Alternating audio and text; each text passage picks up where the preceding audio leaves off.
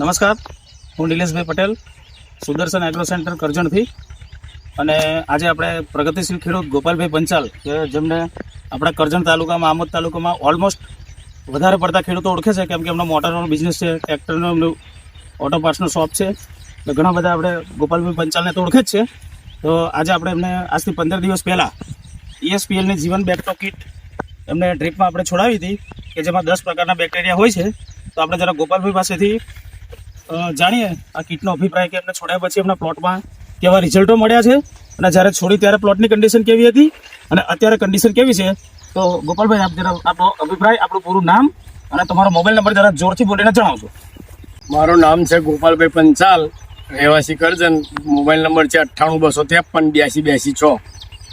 ને કુરે ગામની સીમમાં મારું જમીન આવેલી છે, અને મેં કંટોલીની ખેતી કરી છે. નિલેશભાઈને હું મળ્યો હતો. નિલેશભાઈને મેં કોઈ ગ્રોથ કંઈ થતી નહીં કંટોલીની, હવે એનો કંઈક ઉપાય બતાવો મને. એક જીવન બેક્ટો કીટ આપી હતી, બેક્ટેરિયલ બધા અંદર બેક્ટેરિયા આવ્યા છે એવું કે એમનું કહેવું હતું. એટલે પછી મેં ટ્રાય કર્યો, મેં કોઈ નવા ટ્રાય કરી લઈએ. મારા બેક્ટો કીટ આપ્યા પછી લગભગ 15 દિવસની અંદર મારા ખ્યાલ મુજબ 5-6 ફૂટ જેવી હાઈટ કંટોલીની થઈ ગઈ છે, અને ચેક મોડવાની ઉપર પહોંચવા આવી છે. અને બહુ સારું રિઝલ્ટ છે એનું, નંબર 1. હું દરેક ખેડૂતોને કહું છું કે આ બેક્ટો કીટ અપાય, કારણ કે આપણા ખેતરની અંદર જે ખાતર પડી રહેલું હોય એ બેક્ટેરિયા જીવંત થઈને એ ખેતરને છોડ સુધી પહોંચાડવાનું કામ કરે છે, એવું મારું માનવું છે. કારણ કે રિઝલ્ટ મળ્યું એટલે અમને આનંદ થયો કે ભાઈ સારી વસ્તુ છે ને ઉપયોગ થાય. હવે ગોપાલભાઈ વિશે માહિતી આપું. ગોપાલભાઈ એક એવા વ્યક્તિ છે કે જાતે પોતે પહેલાં આનંદ કૃષિ યુનિવર્સિટીની અંદર ફરજ ઉપર હતા, અને અત્યારે હવે ખેતી કરે છે. હવે કીટ આપ્યા પછીનું રિઝલ્ટ જરા પ્રિયાંશુભાઈ બતાવજો તો આપણા ખેડૂત મિત્રોને. આ રિઝલ્ટ છે પ્લોટનું.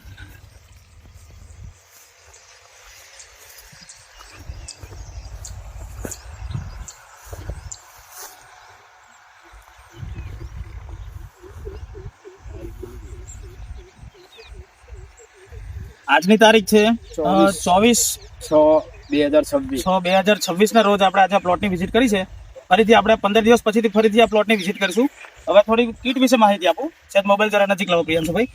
આ કીટ આવે છે 1 એકર માટે 4.5 લીટરની અને 2 એકર માટે 9.5 લીટરની કીટ આવે છે, જેની અંદર નાઇટ્રોજનના બેક્ટેરિયા છે, ફોસ્ફરસના બેક્ટેરિયા છે, પોટાશના બેક્ટેરિયા છે, માઇકોરાજા છે, ઓર્ગેનિક કાર્બન છે, અને આપણી જમીનની અંદર જે સૂક્ષ્મ પોષક તત્વોની જે જરૂર છે ને, એ તમામ ફર્ટિલાઇઝર જે આપણી જમીનની અંદર પડ્યા છે. આપણે ઉપરથી રાસાયણિક ખાતર આપીએ છીએ, પણ જેટલું આપીએ છીએ એટલું જમીન આપણી લેતી નથી, પ્લાન્ટ આપણે લેતો નથી.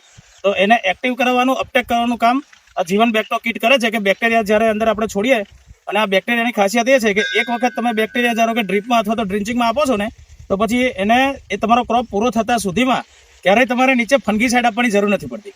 એ ફૂગને બી કંટ્રોલ કરે છે, અને તમામ પ્રકારના આપણા જમીનમાં રહેલા ફર્ટિલાઇઝરોને અપટેક કરવાનું કામ આ બેક્ટેરિયા કરે છે.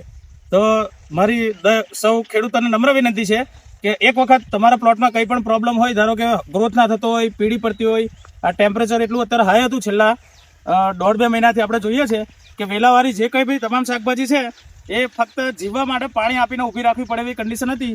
તો એવા સમયમાં બી આ ગોપાલભાઈનો પ્લોટ તમે જોઈ શકો છો. જીવન બેક્ટો કીટ આપ્યા પછીથી ખૂબ સારા રિઝલ્ટ એમને મળ્યા છે. તો મારી સૌ દરેક ખેડૂત મિત્રોને નમ્ર વિનંતી છે કે એક વખત આ જીવન બેક્ટો કીટનો ટ્રાય કરો. ગોપાલભાઈ, આ જીવન બેક્ટો કીટ વપરાય કે કેમ, તમે તમારા આપણા કરજણ તાલુકાના, આમોદ તાલુકાના તમામ ખેડૂતોને તમારો અભિપ્રાય આપો. જો કંટોલી વાવતા હોય કે વેલાવાળા શાકભાજીનું ખેતી જે કરતા હોય ખેડૂતો, એમને ખરેખર આ બેક્ટો કીટ આપવી જ જોઈએ, કારણ કે એનાથી થોડો ખાતરનો વપરાશ ઓછો થશે, અને રિઝલ્ટ 100% છે. એ તો અમે નક્કી અમારા મગજમાં ઉતરી ગયું કે 100% રિઝલ્ટ છે. હવે તમારો આ બાજુ સામે પરવરનો પ્લોટ ઉભો છે, એ પ્લોટની અત્યારે કન્ડિશન કેવી છે, અને પ્લોટમાં તમારે આપવાની છે કે આપવાની છે? પરવરમાં આજે તમારી પાસે મંગાવી જ છે મેં એક કીટ, મંગાવી લેતા આવજો.